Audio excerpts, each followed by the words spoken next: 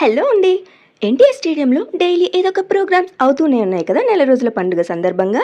అందులో భాగంగా సీతా స్వయంవరం కార్యక్రమంలో శివధనుర్భంగం అయితే ఈ నాట్య కళాకారులైతే చాలా కళ్ళకు కట్టినట్టుగా అయితే చూపించారు.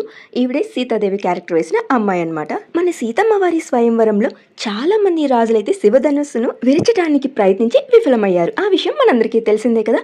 ఇప్పుడైతే నా ఫ్రెండ్ రావణాసుడు వచ్చేస్తున్నాడు. ఏంటి షాక్ అయ్యారా? రావణాసుడు నీ ఫ్రెండ్ ఏంటి అనుకుంటున్నారా?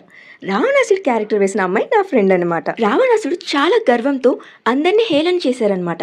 మీరందరూ శివధనుసును ఏం చేయలేకపోయారు, నాకు ఇది చిటికెన వేళ్ళతో సమానం, సో నేను చాలా సులభంగా అయితే శివధనుసును విరుస్తాను అని తను గద పక్కన పెట్టి ట్రై చేస్తున్నాడు అనమాట. చూడండి.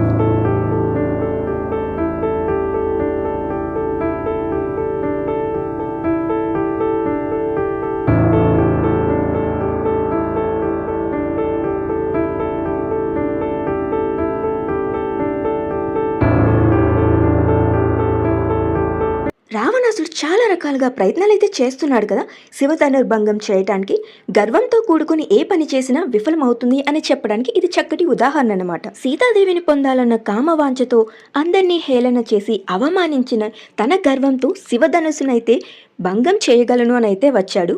సో శివధనుస్సుని విరవలేక వెనుదిరిగి వెళ్ళిపోతున్నాడు అనమాట. ఇది పార్ట్ 1. సో పార్ట్ 2 కూడా ఉంది, వెయిట్ చేయండి.